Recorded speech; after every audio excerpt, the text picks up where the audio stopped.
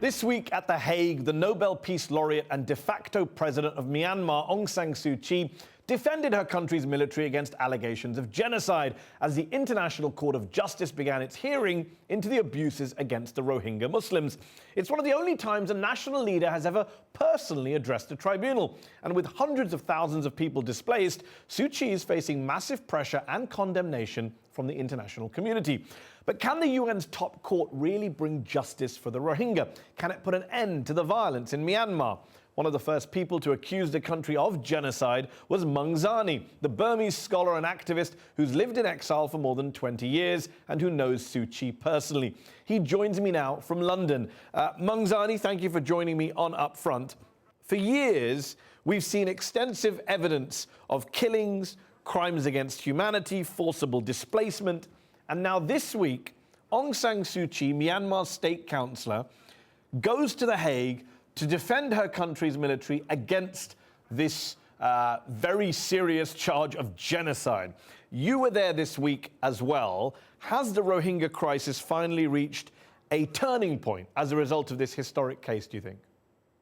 I believe so. This is the milestone in the struggle by the Rohingyas themselves to get the crimes that they have been subjected to for the last 40 years.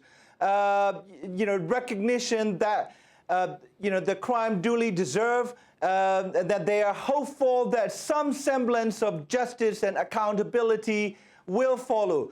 Mehdi, this is not the only, the trial that is happening right now. As you know, the ICC, the International Criminal Court that tries individual criminals and perpetrators of atrocity crimes, has also embarked upon full investigation. There's also independent mechanism that has been authorized by the General Assembly, set up to record, memorialize, and archive any evidence of war crimes, crimes against humanity, and genocide against Rohingya as well as other ethnic minorities. The Gambia, with the support of 57 members of the Organization of Islamic Cooperation, the OIC, filed this case against Myanmar at the ICJ, citing violations of the Genocide Convention. Both countries are parties to the Genocide Convention. But why did the Gambia, of all countries, do this? What's the aim? What's the strategy of the OIC and the Gambia with this case? What do they want to achieve from this case? Well, there are two things that need to be emphasized. Gambia may receive political, moral, and material support from OIC.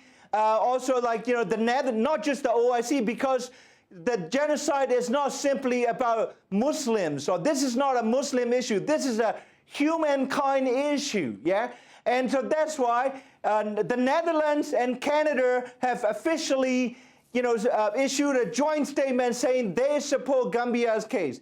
And secondly, the Gambia team has asked for, stopping any form of genocidal policies and practices, allowing the Rohingyas in the modern-day concentration camps called internally displaced camp. There are about 120,000 Rohingyas that have been kept in these camps since 2012. Using this banner or the rhetoric of protective custody. But protective custody was first used by the German SS in the 1940s and 30s. Isn't the problem, though, that the court can rule against Myanmar?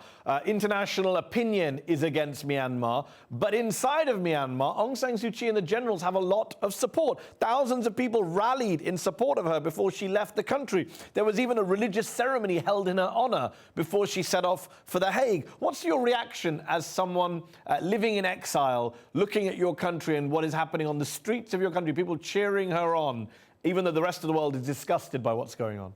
Well, of course, as a Burmese and a Buddhist raised in that country, lived there for a quarter of the century, I am extremely saddened and at the same time outraged by what I see as the emergence of a Burmese society similar to what we saw in the 1930s Nazi Germany. Aung San Suu Kyi is not simply defending the Burmese military, which is only an organ of the state. Aung San Suu Kyi is there defending Myanmar as a member state and its racist society. So on that note, Maung, on that note then, is she there at The Hague defending the military and her country and the government and the state? Is she doing that as a puppet of the military, as some people believe she's in a tough position? Or is she doing that because she wants to do it? She's there enthusiastically, of her own free will, happily defending what's going on in Rakhine State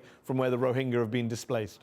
Well, the fact that Aung San Suu Kyi had the resolve to stay in captivity for 15 years on and off, pushing for her own agenda, which we now know that is not to be human rights or protection of minorities or democratization. It's her own personal, personal ambition to be the head of state legally. Now she is head of state de facto. She is not a puppet. She is proactively defending, passionately and defiantly defending the indefensible. She is fully culpable. She is criminally responsible, on a par with the Burmese generals. Here's the thing, Maung. Last time you were on this show back in 2017, you weren't quite ready then to demand that Aung San Suu Kyi, whom you were once a supporter of, you weren't ready to call for her to step down. I believe you've since changed your mind and you've now called for her to resign. What made you change your mind, and how can you be sure that her departure won't lead to full military rule returning to Myanmar?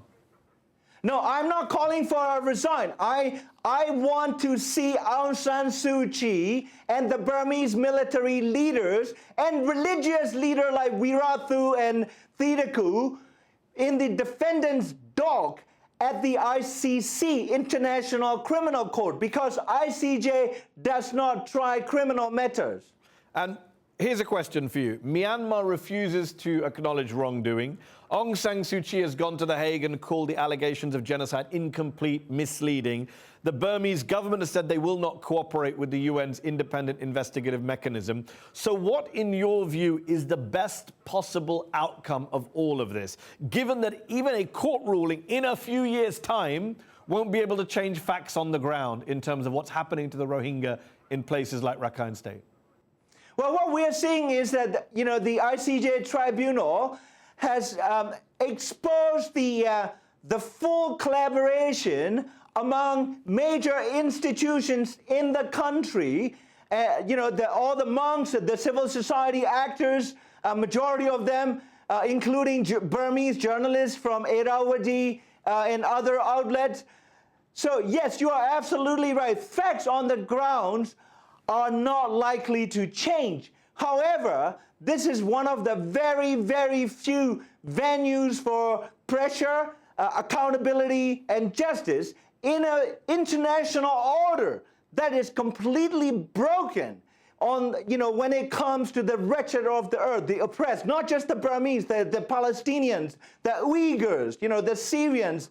Yeah. So I think in that scenario, we are looking at a rather dismal picture. But still, as activists and advocates for human rights and the rights of the human beings, we cannot give up hope. This is something that we must hold on to and build on to build a bigger movement. We call for boycott of Myanmar because Myanmar has turned into the equivalent of Germany in the 1930s today, under Aung San Suu Kyi's watch and active leadership.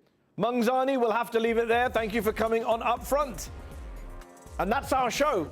UpFront will be back next week.